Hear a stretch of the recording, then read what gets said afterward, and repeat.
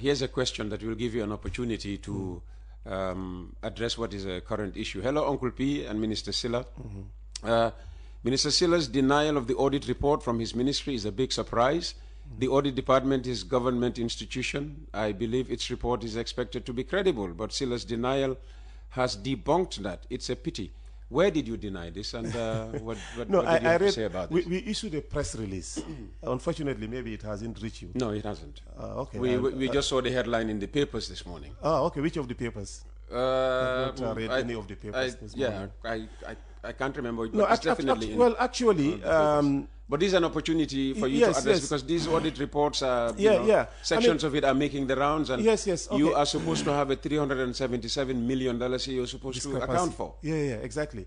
And let me say this, Peter, because the role of any audit is to help the auditee to do first account for what you have been implementing using public funds or institution funds, to also transparently explain how you've spent those funds, and also to accountably ensure that every butut of that money has been explained, including process audits that might have taken place. And we value the work of the Auditor General in that, because it is not only meant to help the likes of Madi Jobate to be howling on the government. My man, howling on the government every day, but also to help us understand where we've gone wrong, what we can do better in ensuring that public funds are, properly managed.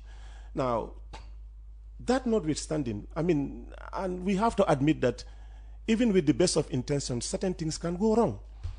Now, the key word here is discrepancy. And this is a very powerful term in auditing. If you say that we have given you $1 million, but 377,000 of that has gone unaccounted for, we cannot understand where you have put those money in. How did that money was spent? And who did you spend it on? And as a result, we did not see value for money for it. Maybe it has been used in the wrong way, or it has gone in the wrong hands. That's the word discrepancy. That is a very powerful word in auditing. So when this report was issued, I took it upon myself to read not only my ministry, I am an avid reader. I read over and over and over the audit reports of 2021, 2022, and 2023.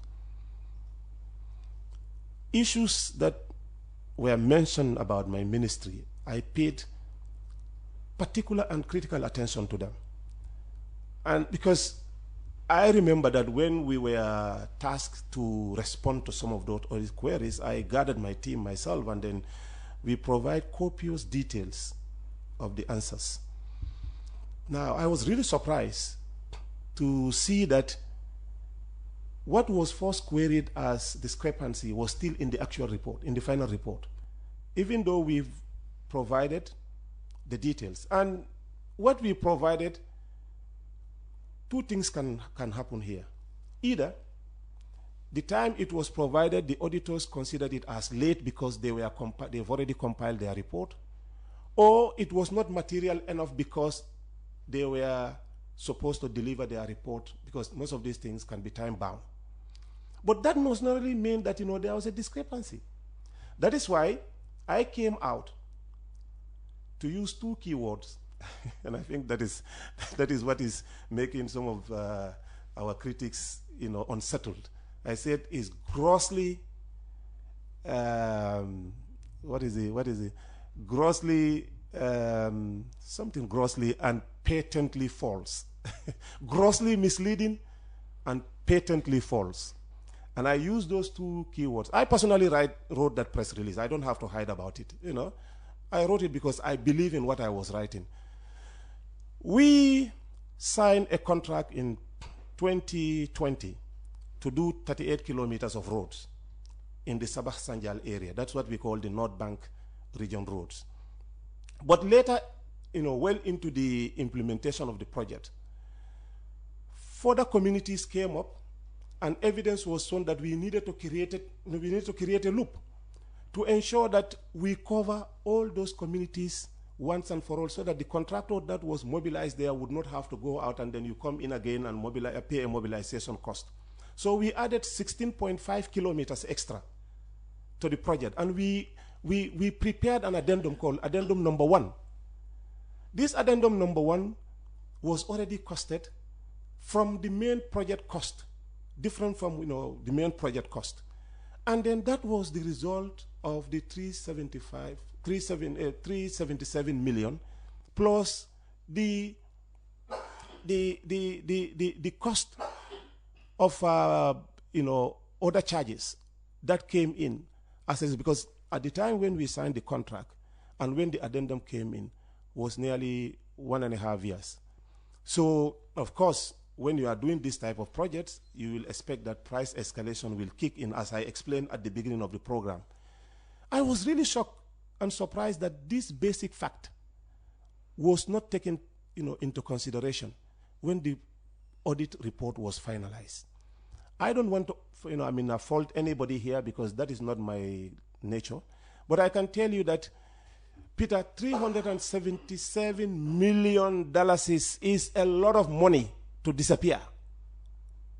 And if this was going to be a very good audit job, man, I would have expected that the auditor could have even sent some of his people to verify on the ground whether the entire money was spent on only 38 kilometers. I think we need a lot of improvement in our processes. To audit does not necessarily mean that it's a Bible or it's a Quran. They too can have it wrong. And that is why we came out to say that, what is been trending in the media and replicated in social media is false, grossly false, and does not represent the facts and evidences that we have. What is wrong with that? You know that there are people in this country who don't want us to be talking about this audit report because they think that we are all guilty as charged. That, they should be having field day all over. Who are these people? Well, of course, your usual Mahdi Jabati. No, I cannot, for him, I cannot just leave him alone. Because every day he makes it. So the politicians are not talking about this? The politicians are. Depends on where you are. The so-called, you have some so-called activists who have now turned into politicians. They are also talking about it. Some intellectuals that have made it their business to always criticize everything that the government is doing, but now we know they are now politicians. Dr. Gajigo, to be specific, because he mentioned me by name on social media. But not on this platform. No, but it will go to social media. I'm just saying that for me, we have nothing to hide in this report. All right? But we are not going to appear as if we need permission from our critics to defend ourselves from allegations of corruption. So, okay, you provided an explanation. We provided an explanation. Which has not been captured in the audit reports. Yes. Can you make that explanation public? Yes, we made that explanation public. What is wrong with that? Secondly, they also reported that we went and, awarded the Kian West contracts without getting approval from the Gambia Public Procurement Agency, GPPA. I came out to debunk that as well, to show that, in fact, we had a GPPA approval. I even quoted the serial number of the letter.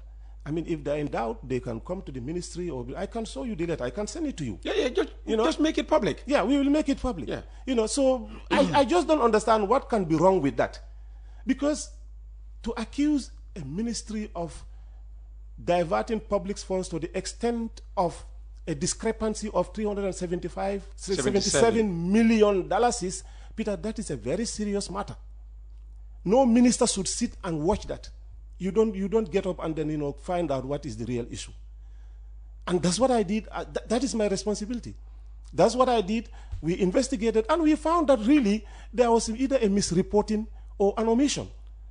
And we mentioned this in our press release. Why were you not responsive when the audit office wrote to you to say provide an explanation of why we are not seeing evidence of how this 377 million was spent? But we all know how audits are done. sometimes it is not that questions are sent to you at a go. Questions can come in, and then you provide answers. And then when you provide answers, they can also send in some questions, and then you have to provide documentary evidence. Follow-up questions. Follow-up questions. Okay. And then management responses, because I see some very opaque comments in the social media that, but this is not the right time to talk about, to respond to this allegation. You have the opportunity to go to National Assembly. You had the opportunity to, write in your management responses. For God's sake, this is an urgent matter to respond to. All right? A whole ministry's credibility is at stake when you don't do that. All right?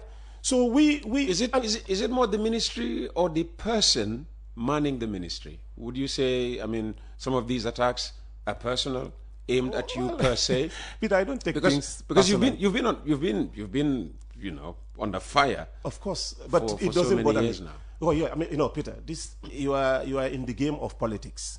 The moment I'm not in the game. I'm just making a general metaphor. Okay. Right. That we are in the game of politics, and because you are in charge of people's money, public funds, whether you like it or not, whether you are doing the right thing or not, whether you are performing or not, people will talk about you. What is dangerous is to think that you have to do things for people to talk good things about you. Anybody who does that, you are missing your human value. Man, I'm not doing things because I expect Madi to write good things about me or any other person. Leave Madi out of this. Okay, citizen, a critical citizen. All right. So for me, I think what we're supposed to do is to do what is mandated by us under the law. And if you do that, you leave it open for public scrutiny. Whatever the public opinion is, don't take it personal. Me, I don't take this personal. I think I'm the most critic minister in this country. More than Dr. Cisse? Well, because in most cases... You've been there longer. Exactly. But in terms of taking fire... No, but for me, I am also on the social media. Dr. Cisse takes more than his fair share of fire. No, I mean, because Doctor comes here on a weekly basis. The Honorable Minister comes here on a weekly basis. Hasn't been here for the past 3 weeks. Yes, and tell people what is happening. And some people don't want to hear that. Some people, they make this a business of theirs, that every morning they'll have to wake up to write something negative. And if a certain Ebrima Sillah or a certain Dr. Cisse comes out to tell the people, hey, what is being paraded in the social media or in the public media out there is not actually true, then you are on the firing line. Me, I'm used to this, Peter. That is why I don't take these things personal, because what your truth is does not necessarily mean that that is the truth. But the timing of these reports, Sillah, you have to admit, could be damaging to this government. But that is why we are responding. It reaches everywhere. But that is why it's important. Including Powerhouse. Exactly. What, 24 million for State House? No, well, that is why we are responding. And it is important because what you think your truth, it does not necessarily mean that, that is the truth. All right? It is important that we clarify a whole lot of these misconceptions. And I think in good faith, we did this in good faith. Some people will go and misinterpret it because they don't want the real people that want to know the truth to know what is the truth. So for me, it doesn't bother me. They can talk about it all, but would that make any difference? Would that, force us to budge? No. But I will not go out and then, dismiss a whole government department just because they have done an audit on us. No. But if there are issues that we think we need public clarity, it is important we provide that public clarification. And what about if people have done wrong? It could be. What if then? No, what if then? That is where the National Assembly is there. And then, even when the National Assembly, I think, is the PACPEC, does well, sometimes the National Assembly recommends something and the executive doesn't act. Because that is why I think what the National Assembly does, when they do their own findings, I think, it is forwarded to the police to further do a forensic and holistic investigation into it. Because something can go to the National Assembly. Something can come from the audit office.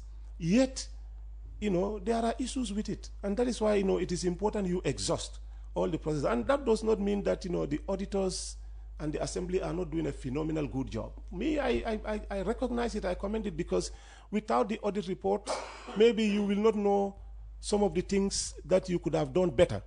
For example, I have seen certain things mentioned in the way even procurements are done that really could help all of us to up our game in ensuring that, you know, we don't necessarily have a perfect system, but to up our game in ensuring that, you know, we rise up to those challenges.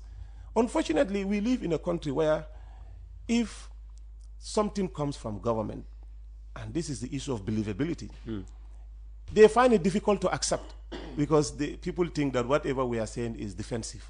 No, but you know, the evidence is there. Okay. Yeah. We have about 5 minutes. Yeah.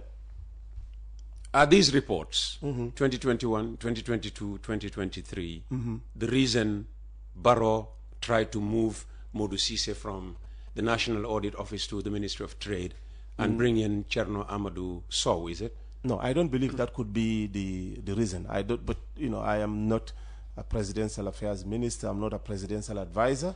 I don't sit on those preparatory advisory issues, so I wouldn't know. But I know that President Barrow always acts in good faith, even though that can be misinterpreted in many ways. I mean, good faith to some people does not necessarily mean that it is right, all right? And even with the best of intention of good faith, certain things can go wrong. But that does not mean that, you know, the person was targeted. I don't think that is true. Well, Modou Cissé clearly thinks he was targeted. That's why he's taking your government to the Supreme Court. So now that the matter is in the court, it's sub judice for me to be talking about it, because I don't want to be called to the Supreme Court to say that, well, this is what you have said on Coffee Time with Peter Gomez. So here is the audio. What do you mean by such and such? You know. So now let's leave it to the courts to handle this. I don't want to be commenting on the Auditor General specifically. Okay, so but the report we can talk about. No, we'll leave the former Auditor General and come to something I'm sure you know you are itching to talk about. UDP, your former party. What's going on there? Well, why are you laughing? They are my cousins. Peter. All doesn't seem to be going well with them. And instead of sympathizing, you're sitting here laughing at them. I predicted this almost a year and a half ago when I was on this radio, that one way or the other there was going to be a bust in the UDP. And that will come as a result of leadership struggle. I said this at that time, it was a very unpopular view. Because we have to admit, this is a strong opposition party that has a lot of dynamic young people and also highly educated people that have aligned themselves with it. And that comes with a challenge. That comes with a challenge. And many of these people also are ambitious, because in one way or the other, leadership will have to change hands. And how you manage that process, I did not see that in the UDP. Remember, myself, President Barrow, and others, we were in the UDP before. How leadership matters managed leave a lot to be desired. Everything is micromanaged in a manner that you have to be very careful not to step on toes. You have to be careful with what you say. You have to be careful with, you know, who you align yourself with within a specific context of what is happening at any time. When you have that type of situation, there is every likelihood that a bust will happen. Either those that feel that they are no longer valued, or those who think that they were the greater contributors to what is currently the success of the party in terms of where its democratic build-up is, or those that are between the middle. And either way, you will find it difficult to control any of these three groups. And I'm not surprised with what is happening right now. But it's unfortunate for us, because for us we need... You're not surprised, but are you happy? No, it's not about happy, because, you know, in any country, and we have to really discount this, when you don't have a strong opposition in any country, I'm saying this from practical experience, having been a journalist who covered major world developments in many countries, right? When you don't have a strong opposition, you give way to a splinter group that will come either with an intention to wreak havoc in your country, or with an intention to take over power easily. And it now leaves to the strategies put in place by either the opposition and the state to ensure that they effectively manage this bust. That is why, for us, we are watching keenly, and don't dismiss anything yet. Watching keenly with an eye on Talib's UCM, Unite for Change on movement. Everybody. Anyone who declares... What do you think of the Talib UCM? Well, I mean, they are young people. Some of them, they have not had enough experience in politics. Some of them, they have been with the UDP for quite a long time. Some are members of the National Assembly. Some are at the level of the Municipal Legislative Council. So they have direct link with the people. Whether that link is now going to have a correlating positive impact in terms of their outlook is something that we are studying critically. But also, Does it change the strategy of the NPP going now into 2026? Because I'm sure by strategizing up to this stage, you would not have factored the UCM, No, I mean, we factored a lot more than this. We are also looking at the responsive capacity of UDP to this crisis and how they are. Why should that be your problem? No, it is critical because, this is an opposition party that survived a whole lot of crises and they came out very strong. All right, in 2016, you remember... They're very resilient. You remember 2016, a lot of their, executive members were already in jail. The party leader, including the party leader. And almost half of the executive were in mile 2. They had very little link with what was going on the ground. But how those that were left to handle the party were able to re-strategize, including a very strong, highly educated, highly motivated diaspora group, because I was part of that. How they created that bond to come out very strong and then, gave in what they were holding onto for a long time to come up with a united opposition party against the incumbent was fantastic. And then that is why I said the response capacity of UDP is something that we are watching closely. Do you think that capacity is still within the party? Well, I think it is there, but how it can now harness into, a bankable opposition alliance, against the incumbent to alter our progress is something that we are reviewing, looking at the data, looking at the comments, looking at the posture of other opposition parties, and then the Talib factor of the new force. Who are they talking to? Who are they working with? How are they going to build why up is that this? important? Who are they working with, especially? This is because we hear rumors of Lebanese sponsorship. No. Sponsorship that doesn't bother us. That doesn't bother you. We don't want to go into those fringes. We want to really look at the tangibles, the practical issues.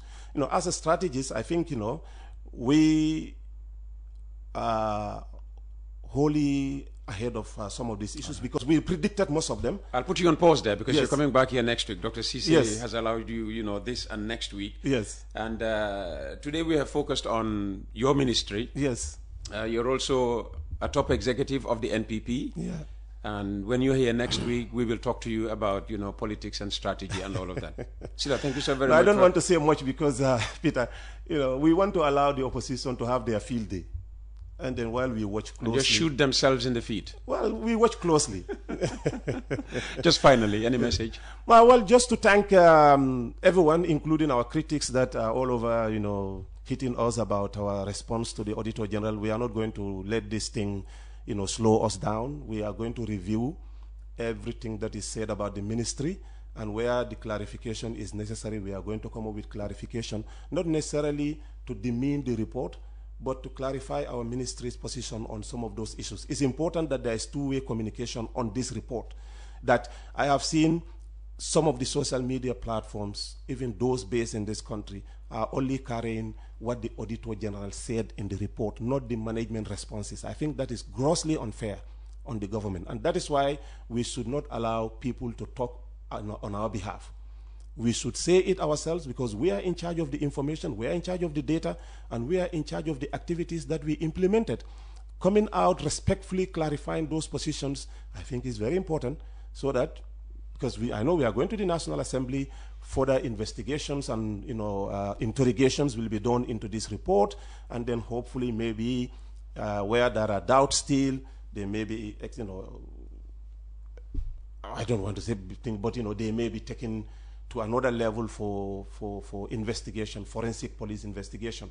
So it is important that all of us that are in charge of these ministries and departments and agencies really read these reports about your ministries and agencies and departments to have a fuller understanding, and then go back to the processes that engender this reactive report that we have right now. All right. Sillah, thank you very much for your time. And that brings us to the end of this edition of Coffee Time with Peter Gomez. Sillah will be back next week.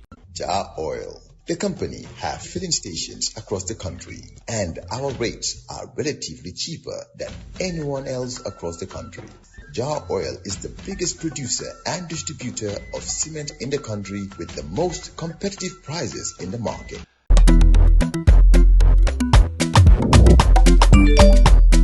Excellent jam, Wave. Yo, apply. Yo, luta do de. Luta munulo jël moto nga andil ma xaalis. Hello? Bisul mu fine. What? Bisul mu fine. Oh, yes! Wave acts in Gambia. Deposit and withdraw money, pay bills, and buy mobile credit without fees. Transfer money wherever in the country for only 1% fee. At Wave, Bisul mu fine. Wave, your money is yours.